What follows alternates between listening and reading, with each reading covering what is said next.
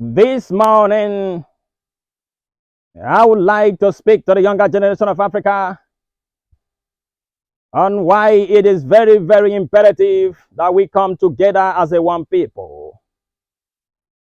I have done my research across all the continents of the globe, and I have come to realize that every country and continent that is thriving are made up of people who have been able to coexist in harmony. And it is one of the greatest impediments in the way of African people as it is today. But it could be called a shameful thing that in the 1963, 1964, our founding fathers came to discuss the idea why it is very, very important for us to come together. 60 years later, we are still not the one people. An ideology that was initiated and signed in a single day in 1884-1885 Benin Conference, which was an initiative of Otto von Bismarck. Yet our own people tried to dismantle that ideology but had failed for several decades. And I'm calling on the younger generation of Africa to begin to ask themselves, what do we really want in the continent of Africa and what are we fighting over? We can never be like our ancestors. We can never be like our old people in the front. No matter what they do, it is none of our business. Our business to make sure that Africa is built to finish. This is the time for us to wake up from our dreams and our slumber. Every day and night, every single one of us are consistently complaining. And I'm calling on every person in the continent of Africa to give up complaint, give up blaming other people, give up pointing accusing fingers to one another for the reason why we are backward. It is a time for us to wake up and do for ourselves that which other people have been doing for us for decades.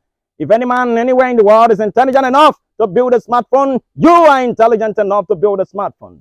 If it is any man anywhere in the world smart enough to build an airplane, you are intelligent enough to build an airplane. How do I know this? There is an empirical evidence to back up what I'm saying. I'm not just talking. Our ancestors during the antiquity were able to build the pyramid of Egypt that today baffles the modern science. Our ancestors said out of Africa 200,000 years ago to develop the rest of the world. How come our ancestors have done all of those things? Build the Inca stacking stone in Latin America. Yet today, my own black brothers in the continent of Africa have not been able to feed themselves. Why should we be finding people suffering up and down with the continent of Africa? Yet every day in the bushes around us, we are killing and slaughtering our own people. For what reason? What are we fighting for? I'm asking the younger generation of Africa. A time has come so that you should learn your history and do not kowtow to anyone that want to use you for any reason. Because I see that the people killing and pillaging and destroying the continent of Africa are not old people. They are the young people like me.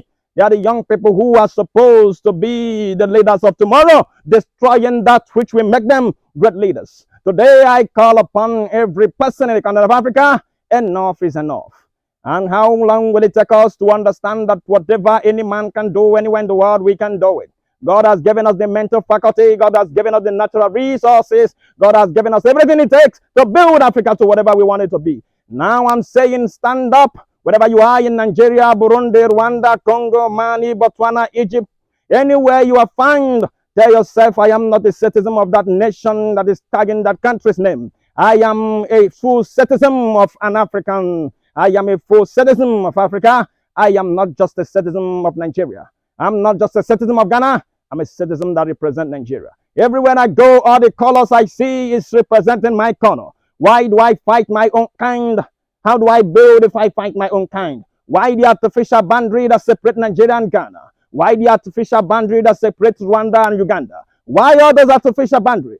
Jonas Manama Nyerere warned us very, very seriously not to separate ourselves. Hence, if you go from country to country, you find different tribes that share their own existence in different countries. Why must it be? How can you go to different countries in Africa, you find the Maasai, and you find the Maasai in another country? How would that be? Because you are a one people. There is a division that has eaten cankeriously into the fabric of our consciousness that must be dealt with immediate effect. if we must deal with all the problem in the continent of Africa.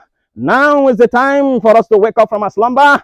Now is the time for us to build the Eldorado that every one of us has been dreaming of.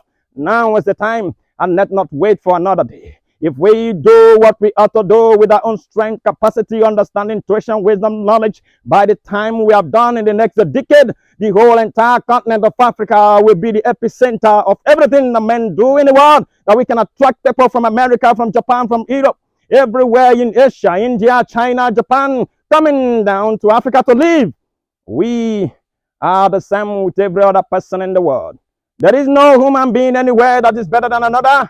We are the same. We are co-equal. If anyone makes you inferior of yourself, then you must begin to retrace your history. Because as more you study, you find out that your ancestors initiated that which has brought mankind to where it is today. They may have built that on the wrong way, but they did it. We invented almost all the things that human beings in the modern time are building upon. So how come we are not able to do today? We are the people that are supposed to be leading. We don't supposed to be crying.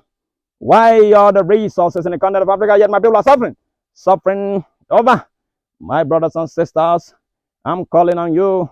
Enough is enough for tribalism. Enough is enough for religious nepotism. It is a time to say one people, one dream, and one mindset to rebuild Africa.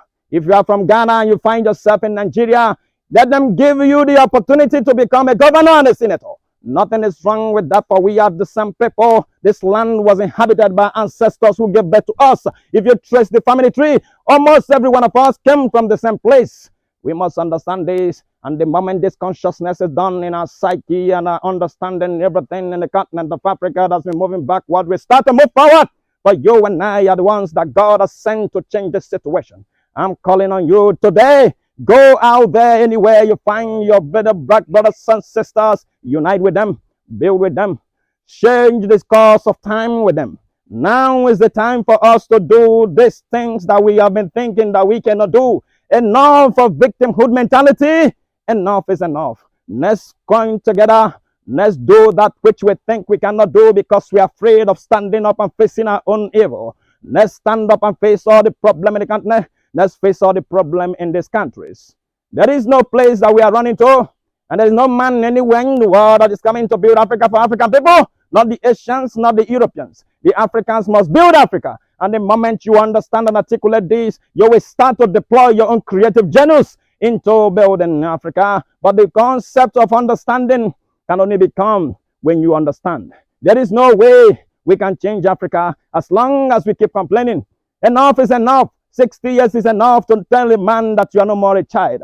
If you are 60 years old and you continue to blame the people that the reason why you are not doing what you ought to do is because someone is holding you, then something is mentally wrong with you. So I'm calling on my brothers and sisters. A time has come. Now is the time. Build what you want to build.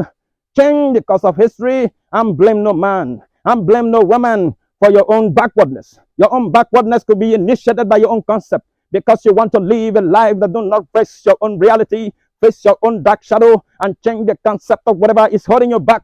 We can do it. We study engineering. We are littered in the field of STEM. So why are we not producing cars? Why are we not producing smartphones? Why are we not competing with the apps on the digital space? Why are we not doing none of these things? I'm asking younger generation of African. I'm tired of complaining. This is a time for us to rise and change the course of Africa. But no one is coming to do it for us. We have to leave you with this. Don't forget that Kwame Nkrumah, in his infinite intelligence, captured this reality 60 years ago plus. When he told us, he said, unite or perish. Ever since then, we have failed our test and see where we are today. Do you want to be people that live in peace, harmony, joy, and love? Then come together. Don't forget that this is the only key that will set African people free. I remain Captain Africa. Ad Astra.